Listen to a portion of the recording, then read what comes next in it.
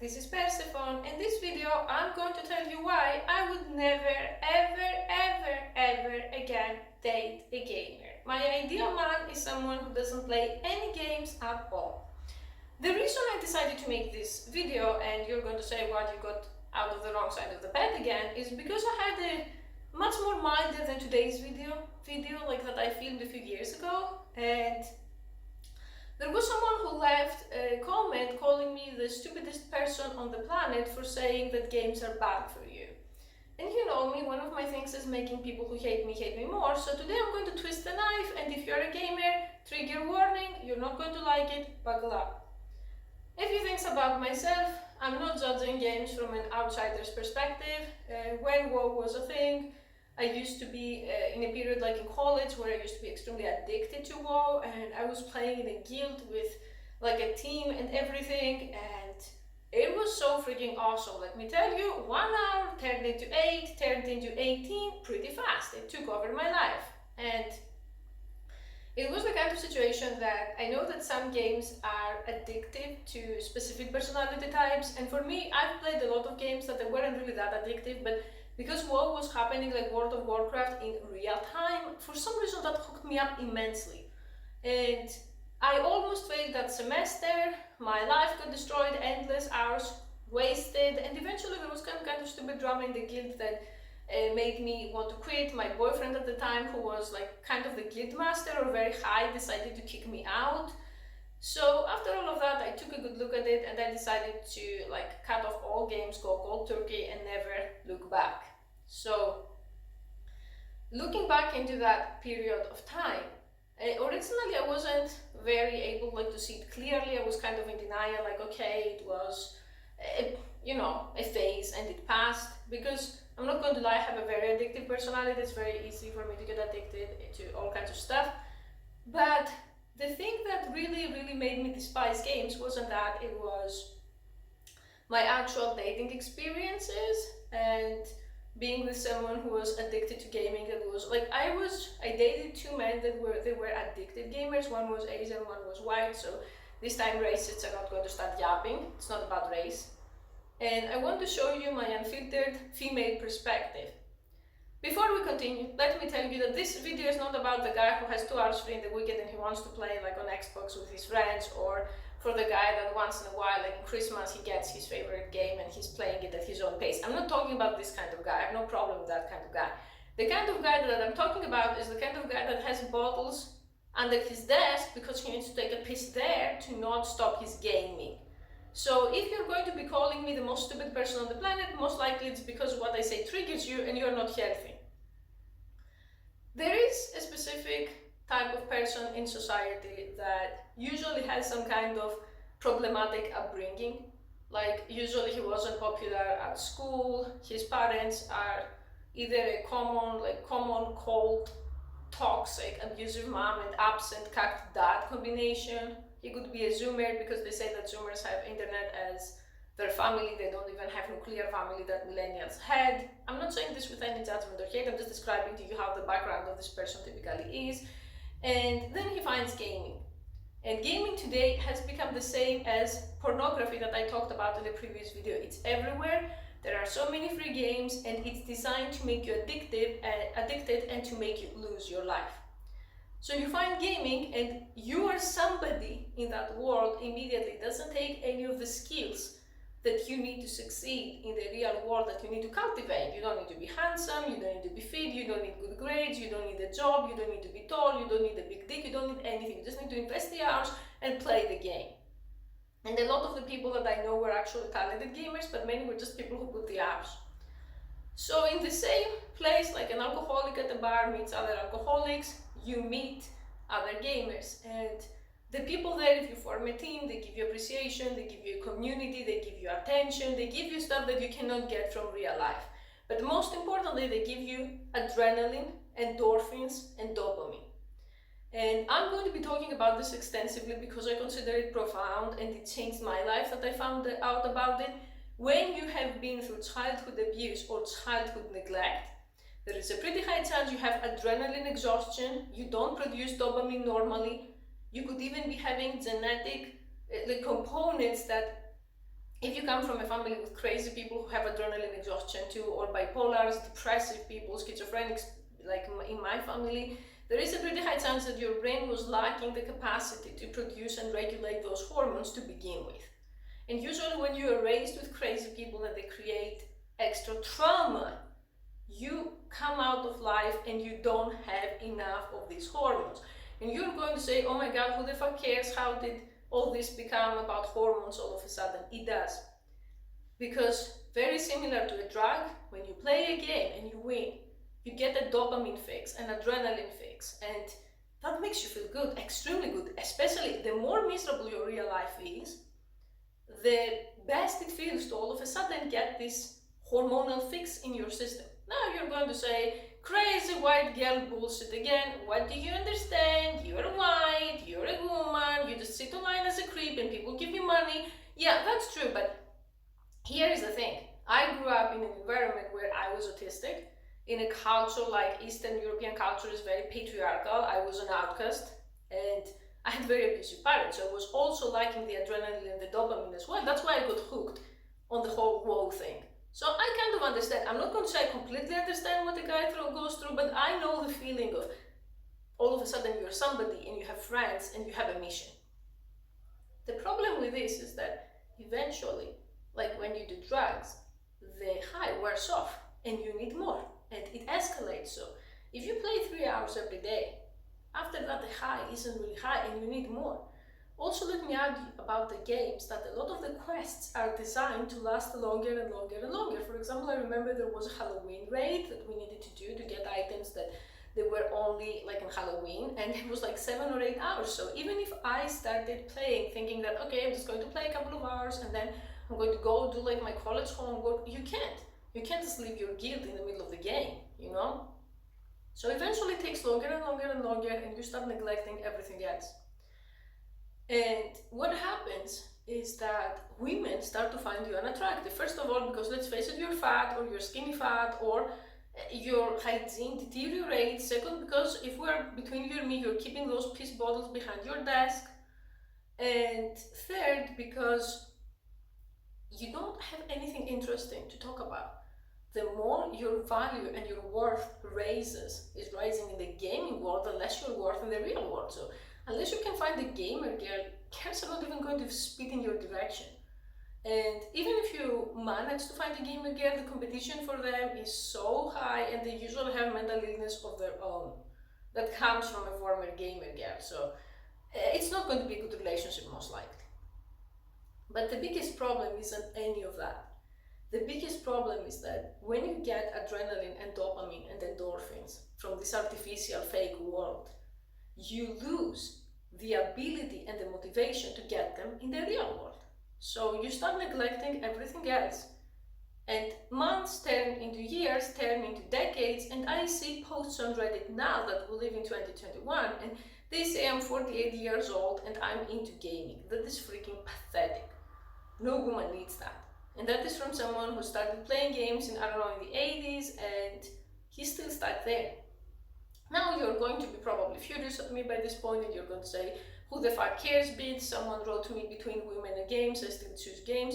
Fair enough, okay. Between dating ugly stupid men and extremely amazing sex cyborgs that they're going to be out in 20 years, I would probably choose the cyborg too. I'm right there with you. The thing is, in order to even say the word choose, you need some other word, money. Are you making money out of your gaming? Do you remember the anime Welcome to the NHK where the guy is 50 and he still hasn't made any money? It's extremely difficult to make money out of gaming, especially if you're a man. I'm not talking about the Twitch cam girls who are showing the boobs and getting all the sims to pay. I'm talking as a guy. It's extremely difficult. So maybe you're blocking all the problems and all the stress about tomorrow and you are playing games today, but you're going to be broke and a loser and old on top of that in a few years. And I don't say old in the sense of ages, I say old in the sense of your body is going to give away and what is going to happen then. So there are so many people that they actually think that I'm a gamer. I'm not a gamer. You could say I'm a gamer in recovery. I'm saying that because people constantly harass me to play games with them.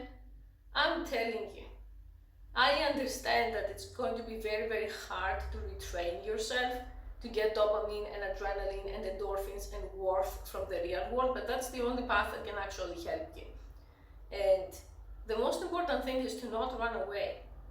A lot of people are kind enough to praise me for honesty or for bravery or for saying shit other people don't say, but very recently I realized that holy fuck, I've been running away from so many things in my life because I couldn't face them. And I tried to fill up the void with relationship drama, with like internet drama, with games, with all kinds of shit that if you stop running away from for a second, reality is going to hit you like a ton of bricks.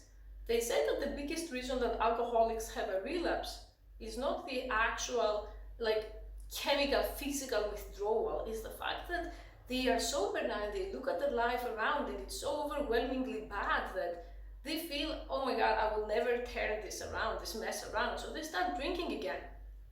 So to go into the experiences that I had dating gamers and why I would never date a gamer again, they were constantly on their computer, and you're going to say, hey, you were a gamer, you understand? Yes, I understand, but I didn't date for this, you know, I didn't like agree to meet someone for this.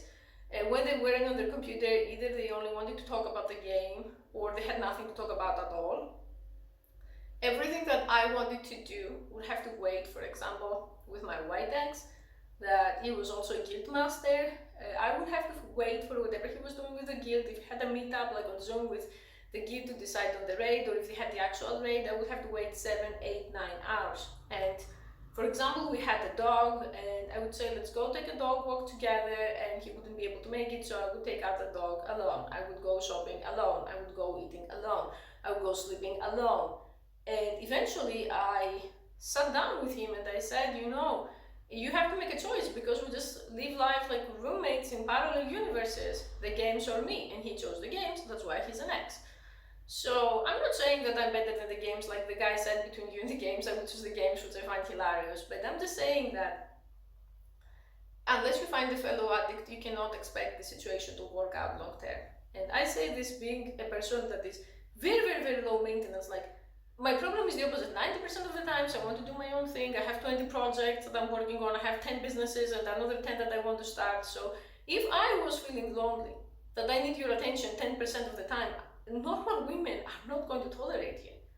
Even women who are casually gaming are not going to tolerate you. So this is something to keep in mind and make your choices. And for me, if you want to say I'm going to be this bottom feeder at the basement, pissing in bottles and playing games and fuck women until I die, I respect this person. You know, he made his choices, the population plan is there. If the police eventually finds him dead, surrounded by those bottles and porn 10 years from now, that's fine.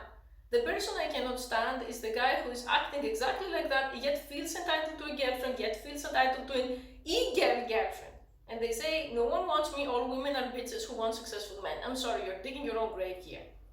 You have to be realistic. Choose either games or women and commit yourself to either of them. Or, I'm not going to say choose women like it's some kind of fuckboy or some kind of love addict, but either the real world or the gaming world. Don't be half-assed. It's half-assed that is going to kill you in the end. The second guy that I dated was a person that he has been gaming ever since he was 5, because his parents were the neglectful type of parents that they just shove a game in his hands and just letting him be like the Asian guy. I don't know if you know that, but if you constantly playing games like so much ever since you are young, they start to intercept the regeneration process in your neurons, in your brain cells. And your brain cells, the new ones, come out deformed, to put it very, very plainly. It's like you train your brain to be addicted to games. For this person, there is no salvation. He's going to die a gamer, and that's all he has going. And if you're going to start sending me messages about PewDiePie or about, I don't know, the Hapa guy who plays games or whoever, those people, in my opinion, you cannot compare to them because they're not fat, they are successful. I'm not saying fat in the sense of doing fat shaming. For me, if it's not healthy, it's not sexy. So if you're morbidly obese, we have a problem and you're not sexy. Your doctor should define what's good for you when it comes to weight. But usually society tends to associate overweight, obese people with unattractiveness, especially men. So when you're finding celebrities are the 1% who made it, and they have people cleaning their house, they have people doing their laundry, their shopping, they have people, assistants answering their messages. So it's going to be extremely difficult to do all of that while you game by yourself and be famous. If by you're the 0.1% you can do that, ignore this video and go do that, but chances are you're not. So what I'm going to say is that this person had nothing to talk about. We had goals together, like business goals or professional goals. He wasn't able to follow through. He would just ditch the goal to go play games, and eventually I lost all respect for him. And let me tell you something. Even if you're the most handsome, even if you're the most smart, even if you are the most compatible, if a woman doesn't respect you, she stops loving you. For me, there is no love without respect for the person, and there is no friendship too. So if you make yourself a slave to games, be prepared that people around you are not going to stick around for long. No one likes to feel like a second, third, fourth choice, or only after the game is done choice.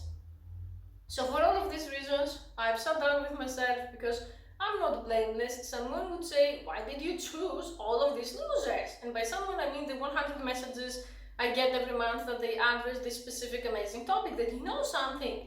The common pattern between all of these men is you, so the problem is you. Or how my father puts it, he says, you know, you date men from 3 different continents and it never works out. A very, firm way to put it. So I realized that I was running away from a lot of things, and because the law of attraction exists, I attracted people who were running away from a lot of things. And by a lot of things, I'm going to say one thing as an example, because this video is not about me, this video is about gamers and the problem with gaming. I was a person growing up because of Asperger's, because of autism, and please, for the love of God, don't tell me to say ASD1 instead of Asperger disorder, because Asperger has been renamed ASD1.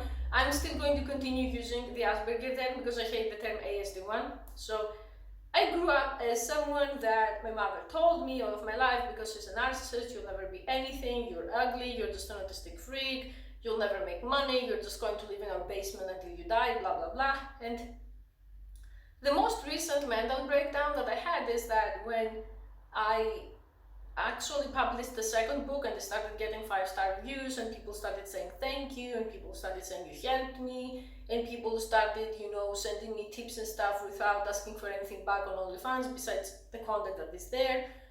For me, that was really shocking, because I started having cognitive dissonance, and I started asking, so I have this mental image that this freak that is never going to go anywhere. But same time, where do those people come from? Why do they say please and thank you? So I'm not the person my family told me I am all of my life, then who the hell am I? And why the hell did they treat me so horribly all of my life? So sometimes you may have some kind of abuse trauma that you cannot actually face right now, and that's okay. We face things when we are ready.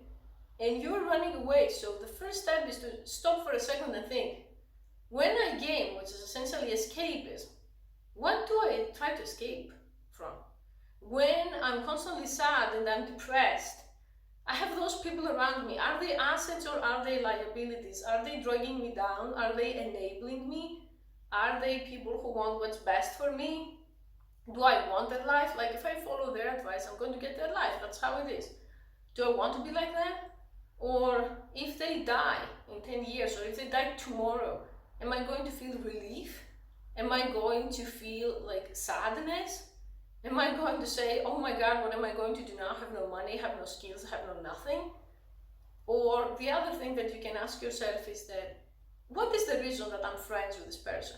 What is the reason that I keep this person in my life? If the answer is some bullshit like, oh, I know them ever since kindergarten, we have been friends for 38 years, and they don't really bring to the table, but I'm used to them, it's time for them to go. Or if the answer is, this woman is my mom, we share DNA and she pays the rent, so I tolerate her, but I consider her crazy, and if she wasn't my mom, I would not even say hi to her. Then those could be things that you could be running away from. And I'm not saying that you should cut the games all at once if you can, but the first step is being self-aware of why you game. So for the people who are calling me the most stupid person on the planet, I have this question to close the video. Let's say I'm the most stupid person on the planet. Why do I make you so angry? Why can't you just, ignore me and go watch the video of someone you like, someone you support? I never leave hate comments to anyone. I just leave positive comments to the channels that I do like, and I ignore the rest because I don't have time watching some moron saying stupid shit. So if I make you so angry, maybe it's because deep down you think that to some degree I'm right. For me, and a shrink that I know confirmed this, The things that make us the most angry are things that deep down bother us, and when they come to light, we get upset.